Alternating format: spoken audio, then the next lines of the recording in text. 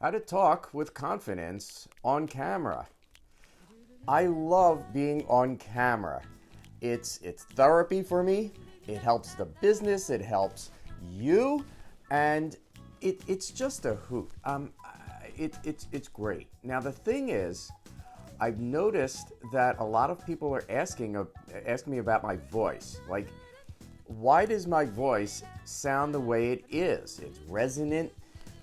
It sounds professional, but I'm not a professional speaker. I used to be, but I'm not now.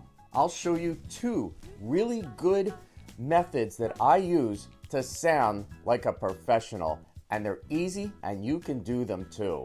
My name is Brian Toder of briantoder.com. I show people just like you how to finally make money online. Be sure to subscribe to this channel, ring that bell for the updates, and click that like button. It really helps. Just do it. Takes a second. How do you change your voice? There's something that I noticed when I was young as a professional magician. I was doing it in my early 20s. I was probably around 22 years old. And I used to watch, like I do now, a lot of old movies, old TV shows like the Outer Limits and the Twilight Zone, things like that. And I noticed how the actors sounded. Their voice was always resonant, and they all did the same thing. So I'm going to show you a few clips from some old movies, TV shows. Some are funny, interesting. The first one is Jack Benny with Mel Blanc from Bugs Bunny. You know that guy. Funny clip, just a little portion of it. See, it says Stanley Groff. Groff. Stanley Groff. Oh, Stanley Groff.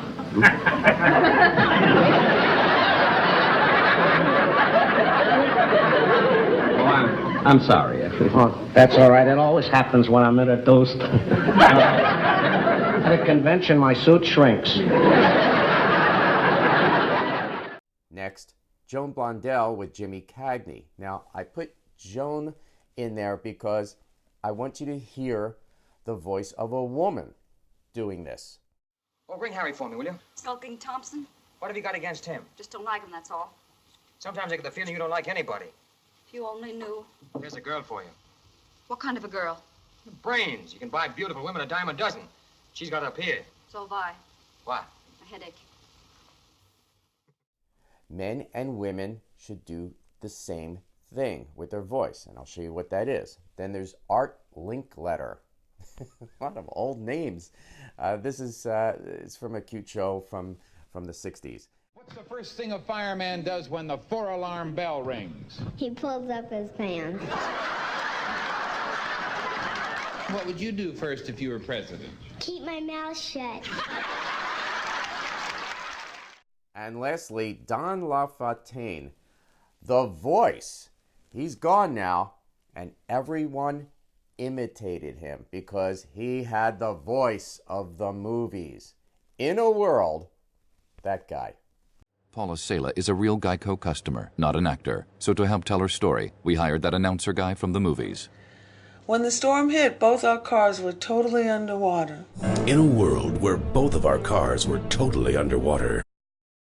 And everyone does the same thing. So when I was a kid, as a magician, I used to watch these people and listen to their voice, and I knew they're doing something differently. And I started doing it myself, and back then we had tape recorders, and my mom called and asked me who that is on my tape machine. And I said, it's me. She says, it sounds like a professional announcer. Okay, so what's the difference in their voice?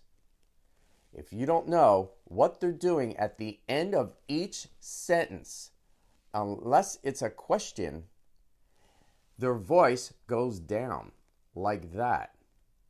They sound like this just about all the time. So if you want to sound great on your videos, on your audios, podcasts, at the end of each sentence, I want you to make it go down like that. So when I was a kid, I practiced this seriously in the car, in the shower. I would just talk like this, and it took a while. And if you notice at the end, I kind of make a little, I guess it's a diphthong or whatever it is. It's like a at the end. So I want you to practice this, and you might think, oh, this is so silly. The thing is, I'm telling you, people won't know what you're doing, and they're going to say, he sounds so professional.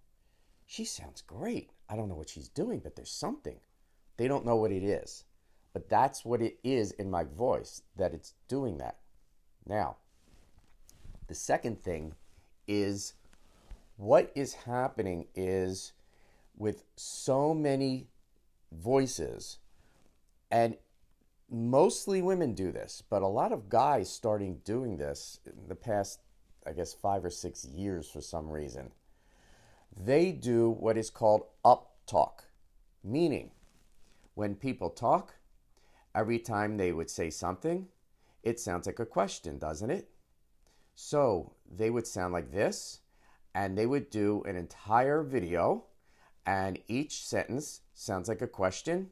And how long do you want to hear this? Because it is absolutely annoying.